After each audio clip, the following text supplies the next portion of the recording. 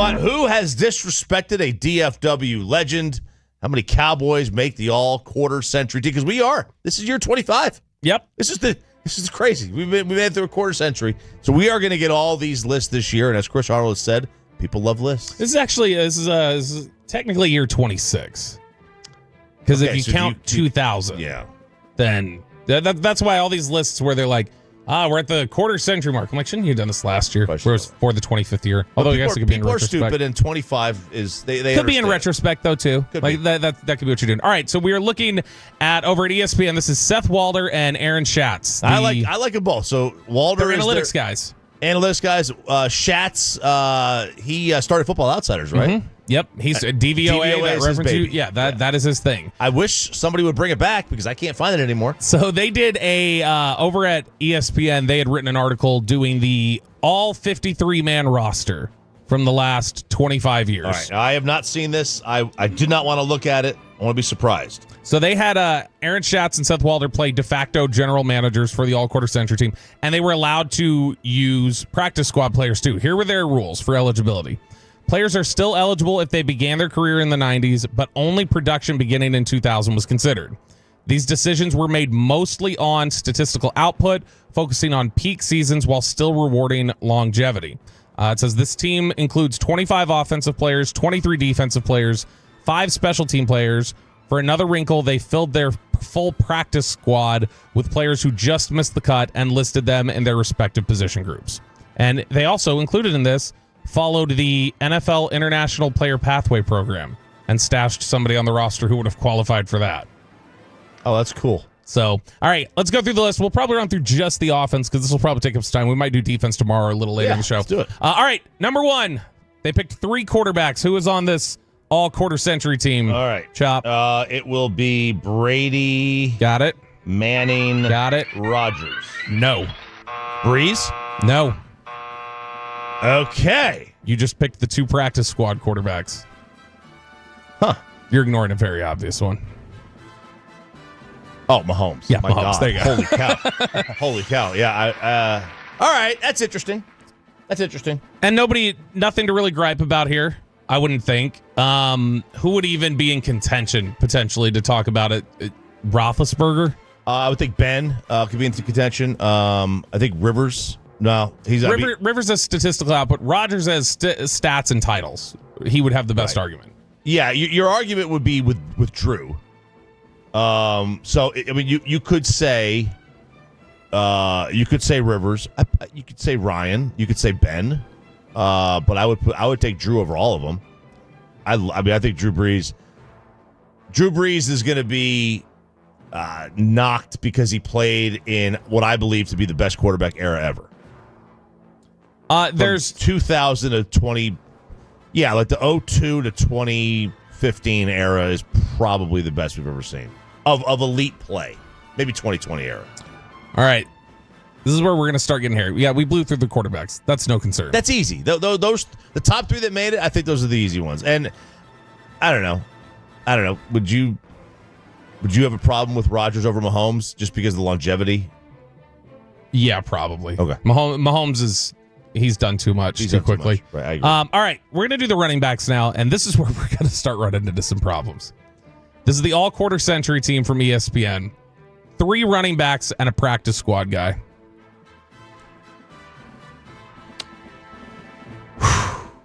Is Derrick Henry on it? Derrick Henry is one of the running backs. Okay. Peyton, you can throw out some guesses too if you got any. Marshawn Lynch? No. I actually guessed one earlier because you said you will never believe who is on it. And you knew who was on it. I nailed it first. That was Priest Holmes. Priest Holmes is the first team running back, which is a little wild to me. By the way, is Brady first team quarterback? Yes. And then second team is Manning. Oh, they have him over Mahomes. Yep. Okay. And I couldn't even begin to guess the third team running back. No? Really think about just some of the greats over the last, specifically 2000s. Frank Gore. No. How are you? This is he's number 2. He's number 2 on the list, man. Yeah. He's not. I'm drawing a blank. Go ahead.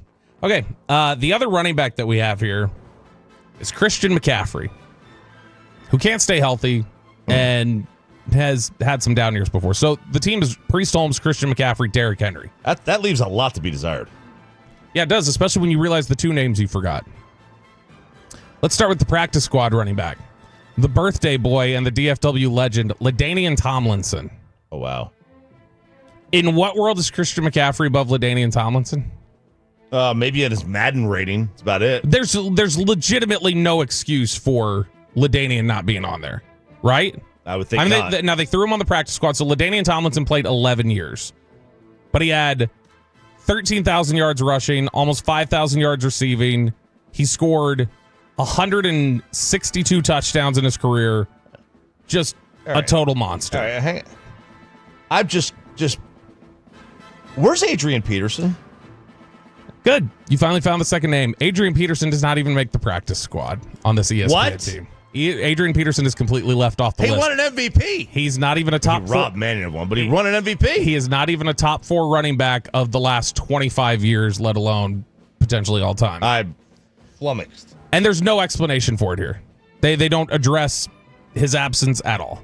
Nothing written down here. But they did have a fullback spot, so Kyle Juszczyk did get to make the team over Adrian Peterson. Simmer down. Now, Kyle, I got to look. I mean, he actually gave me good content over the weekend because I'm trying to get my oldest to do some more, explosive workouts. And Kyle posted something on his TikTok. I'm going to use that. So credit to him.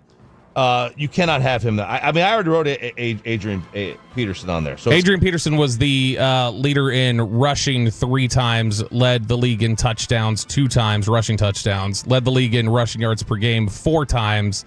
And by the time he finished his career, he was, let's see, where all was he at? Rushing touchdowns, he was 4th all time. Career rushing yards, he was 5th all time. His yards per rushing attempt was 4.6, by the way. In fact, career touchdowns, period, he's 10th all time. Wow. And he doesn't make the list at all. And LaDainian Tomlinson, who we talked about and had been the practice squad guy, LaDainian Tomlinson was 3rd all time in touchdowns. All right, this is okay. I love. And these. You don't even like the running back position. This is ridiculous. This is ridiculous. I like both of these guys. They had Peyton Stroke over the weekend. All right, let's go to wide receiver. Yep, because we just put the fullbacks on there. That's Kyle Juszczyk. So we are doing the NFL all-quarter century team, according to ESPN, which is already garbage list, going after the birthday boy, LaDainian Tomlinson, and then not putting Adrian Peterson on there, who got mixed up in a fight over the weekend, TV reported. All right, wide receivers now. Best wide receivers there, 6 of them. This is going to be tough. 6 receivers, 2 practice squad guys. So you got 8 total. Yep. All right, so Megatron. Yep. Larry Fitz. No. Randy Moss. Larry Fitzgerald. Yes, Randy Moss. Larry Fitzgerald is not even a practice squad. All right. Which again seems ridiculous. Did they put T.O. on there? T.O. is on here. Did they put Tyreek? Tyreek Hill is not on the list. Julio? Julio Jones is. I don't know how I could not put Fitz. I could not put Julio over Fitz, I don't think. We got Moss, T.O., Calvin Johnson, and Julio Jones at this point. 2 more and then 2 practice squad guys. Marvin Harrison? What was yours? Andre Johnson. Andre Johnson's practice squad. Ooh. And then you said Marvin Harrison? Yeah. Marvin Harrison's on there. So you got 1 more receiver currently playing. Justin Jefferson? Yep. And then the final practice squad guy, Antonio Brown. And again, we ask, where the hell is Larry Fitzgerald? Yeah, I got a problem with that. I got a massive problem with it. Larry Fitz is too disrespected. Larry Fitzgerald, again, 2nd all-time in career receiving yards, 6th all-time in receiving touchdowns, 2nd all-time in receptions. Now, look, if you want to say he was a compiler, I would disagree. Yeah, I would completely disagree. He was an 11-time Pro Bowler. 11-time Pro, he averaged 1,000 yards a year. I mean, that's not a compiler to me. 1,400 yards, 1,400 yards, 1,400 yards, 1,000, 1,100, 1,400 yards. He was a monster. And also, there's no... It feels like... I know AB was really good for a long time. But can you legitimately even have AB as a practice squad guy over Mike Evans, who is Over Mike Evans. Mike Evans Evans has a little bit of the compiler label, but over DeAndre Hopkins, over Torrey Holt, Tyreek Hill, who you said, over Tyreek, over Reggie Wayne. I don't like that. I mean, Bolden. Bolden, I could definitely see being considered a little bit more of a compiler. Yeah, I can see that too. Steve Smith. No Steve Smith. All right. Interesting. Yeah, Right. all quarter century team here from ESPN. Tight ends, they got 3 of them in a practice squad. Okay, tight ends, you're going to have... I think we would all probably agree with the top 3 tight ends. Practice squad might be a disagreement. Kelsey. Yep. Tony. Yep. Witten. Nope. You're missing the first team guy. Witten is not even practice squad. Gronk. Gronk, you got it. Oh, yeah, I forgot about Gronk. Witten isn't even practice squad? Nope. Oh, come on. See, this is what's going to happen. It's a Hall of Famer who is not worthy of it. Let me tell you something. This is what's going to happen that when the Hall of Fame comes calling. I'm concerned about it. I'm very concerned about it. The practice squad tight end is Antonio Gates.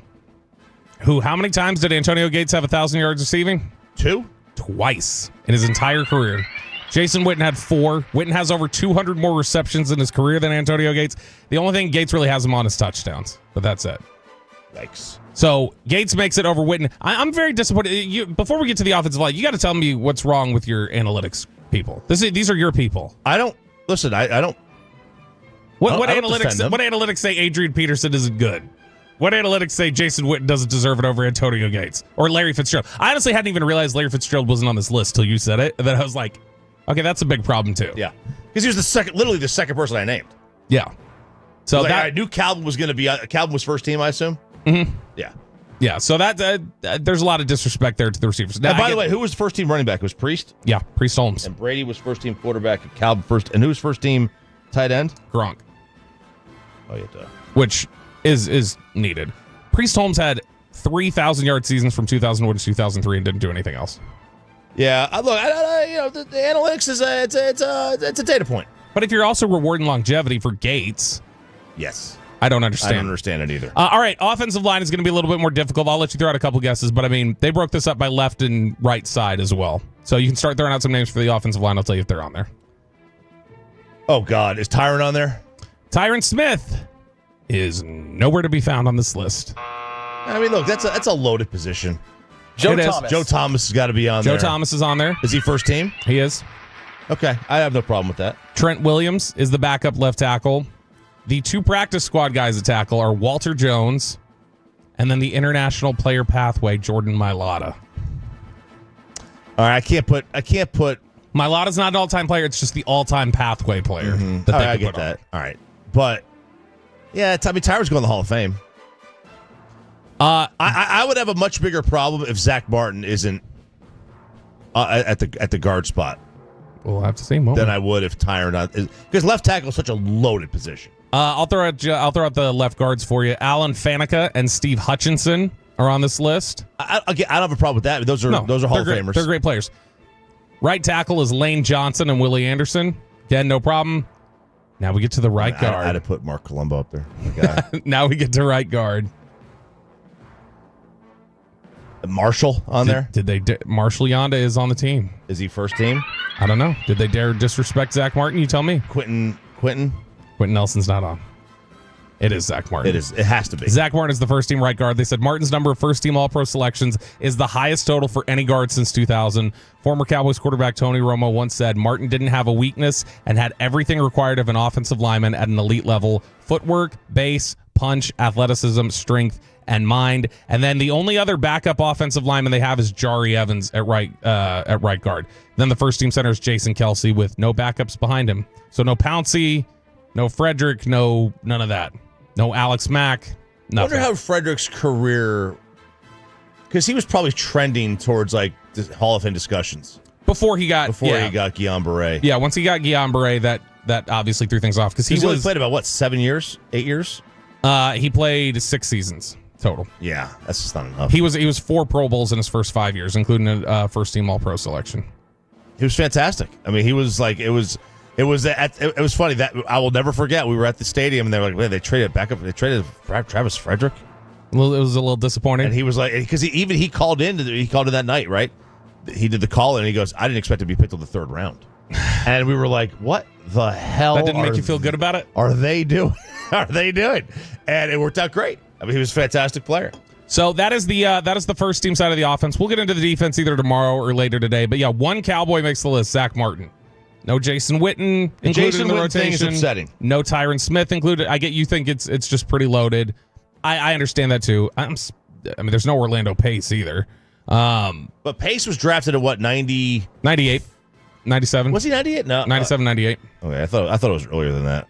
So, I mean, he played the majority of his career. He was 97, played till 2009, and is a Hall of Famer. So that was a little bit of a head scratcher because usually the analytics guys, I feel like, are going to be a little more unemotional about it. They have a better handle on it, I think. Yeah, they're unemotional. But they didn't.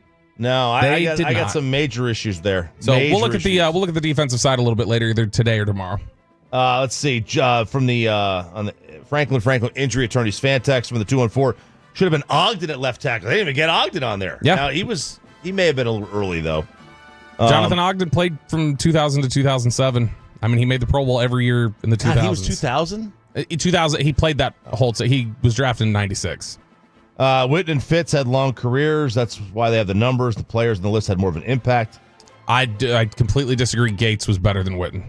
Nobody outside Dallas views Witten better than Gates, Gronk, or Tony G. I don't think he's better than Gronk or Tony Gonzalez. No, nobody's arguing he's better than Gronk or Tony Gonzalez. But anybody who's arguing Gates, when you go look at what his career was, he is one of the most oversold players of all time. Gates has better perception. Yes, I agree. Gates has better PR. Yeah, that's all it is. Gates is Sean Payton. Witten is Mike McCarthy. Yep. I mean, that's 100% it. You're talking about a guy. I mean, Witten made more Pro Bowls. Witten put up better numbers consistently. It's not even close. Yeah, Mike Evans, Ocho Cinco. Yeah, it was too. Ocho was too brief. That was too brief. I agree. I'll be interested when they get to the corner. The corner one is going to be fun. I think it's going to be fun. And then the edge rusher, I think, is going to be fun too. There's going to be some problems on the defensive side of the ball.